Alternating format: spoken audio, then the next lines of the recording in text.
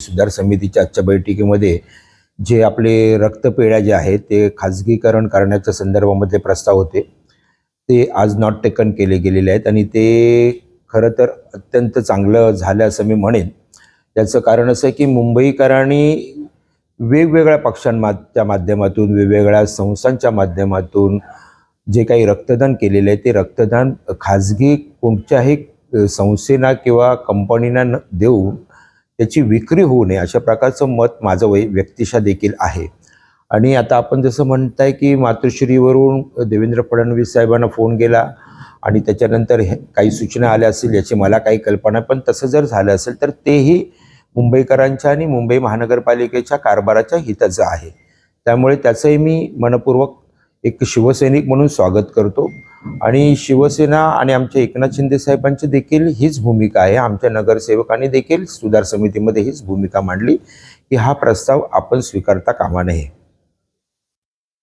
आपण जर पाहिलं तर नाले सफाईसाठी आता 4 दिवस शिल्लक राहिलेले आहे। आज देखील तो प्रस्ताव आलेला आहे आणि प्रत्येक जण वेगवेगळी आकडेवारी सांगते, कोण 130 सांगते, सत्ताधारी पक्ष जो 60 ते 65 सांगतोय, तर त्यांचेच मित्रपक्ष जे आहेत ते 80-85 सांगतायत। पण ही आकडेवारीची चालढकल करत मुंबईकरांच्या जीवाशी खेळ होतोय का? नाही, मी आज आमच्या व्हॉट्सअप ग्रुपवरती एक प्रोटोकॉल ऑफिसर आम्हाला बातमी पाठवत असतात, त्याच्यामध्ये मुंबई शहराची जी काही नालेसफाई झाल्याचे जे काही आकडा दिले तो 103% दिला आहे। आता 100%च्या वरती कसं जाऊ शकतो हा प्रश्न मलाही पडला।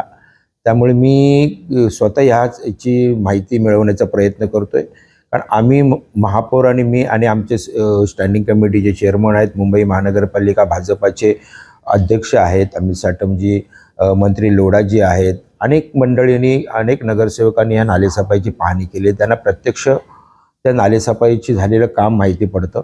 परंतु प्रशासनाने याच्यामध्ये कोणत्या पद्धतीमध्ये ही मोजणी केली आहे आणि आकडेवारी दिली याची चौकशी करावी लागेल आणि त्यासाठी मुंबई महानगरपालिकेच्या आयुक्त आहेत सन्माननीय अश्विनीताई भिडे यांना मी भेटणार आहे आणि त्यांना पत्रही देणार आहे आणि एक स्वतंत्र बैठक या विषयावरती नालेसफाईच्या आढावा घेण्यासाठी त्यांच्या उपस्थितीमध्ये संबंधित जे अधिकारी आहेत त्यांच्याबरोबर ती ही बैठक लावून ॲक्च्युअल किती मेजर नाले आहेत, मायनर नाले आहेत, मिठी नदी आहे, मुंबई शहर उपनगर दोन्ही यांची या नाल्यातील किती नालेसफाई झाली याचं खरं चित्र आपण माध्यमांच्या माध्यमातून मुंबईकरांना दिलं पाहिजे, यासाठी मी प्रयत्न करणार। अमित साटम स्वतः बोलले की मुंबईची तुंबई होऊ नये यासाठी आम्ही उपाययोजना करतोय, मात्र मी काही खरं सांगू शकत नाही पुढे काय होईल भविष्यात।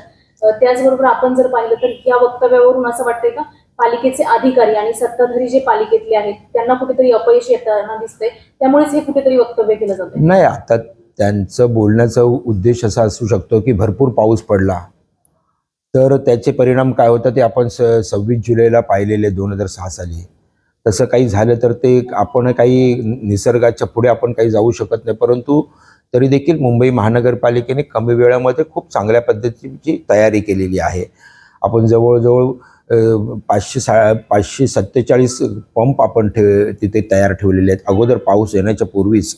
अनेक ठिकाणी जिथे जिथे फ्लडिंग स्पॉट्स आहेत तिथे तिथे आपले अधिकारी आणि आमचे नगरसेवक पाहणी करतोय आम्ही, आणि पाऊस जास्त पडला तर त्याचं पाणी आपल्याला समुद्रात टाकण्यासाठी देखील आपल्याला मुंबई महानगरपालिकेची तयारी आहे आणि नालेसफाई देखील उत्तमरित्या सुरू आहे। हे मी स्वतः पाहिलेलं आहे। तरी देखील मुंबईकरांचं सही त्याची संपूर्ण माहिती मिळावी आणि याची सत्यता कळावी याच्यासाठी आयुक्त भिडे मॅडम यांना मी विनंती करेन की आपण स्वतः आणि आपल्या अधिकाऱ्यांनी स्वतः येऊन याची खरीखुरी माहिती आपण द्यावी। सर, बकरी ईद आहे तर मुंबईकरांना नेमकं काय आवाहन करा? बकरी ईद निमित्त या मुंबई शहरातील आमचे जे काही मुस्लिम बांधव आहेत त्यांना मी विनंती करेन की आपल्याला मुंबई महानगरपालिकेने ज्या ज्या ठिकाणी परवानग्या दिलेल्या आहेत कुर्बानी करण्यासाठी, बकरे कापण्यासाठी, त्याच ठिकाणी आपण ही कुर्बानी द्यावी, कारण हा आपला एक सण आहे आणि आपण तो साजरा करता त्यामध्ये इतर कुठच्याही धर्माच्या लोकांच्या भावना आपण या ठिकाणी भडकणार नाहीत याची पूर्णपणाने काळजी घ्यावी। कारण मला कळलं की गोरेगावमध्ये आणि घाटकोपरमध्ये एका हाऊसिंग सोसायटीच्या प्रिमायसेसमध्ये बकरे कापण्यासाठी प्रयत्न केला गेला होता आणि मग मुंबई महानगरपालिकेकडे स्थानिक नगरसेविका प्रीती साटम आहेत आणि घाटकोपरचे आमचे तिथले नेते आहेत, त्यांनी तक्रार केल्याच्या नंतर ते बकरे जप्त केले गेले. असा प्रकार आपण स्वतःहून आपल्या सणासुदीच्या दिवशी आपण करू नये, अशा प्रकारची मी मुस्लिम बांधवांना मनापासून विनंती करतो आणि त्यांनी ते ऐकावी. कारण आपल्या ह्या चांगल्या सणामध्ये कुठेही तेढ निर्माण होता कामा नये दोन समाजामध्ये, याची आपण काळजी घ्यावी.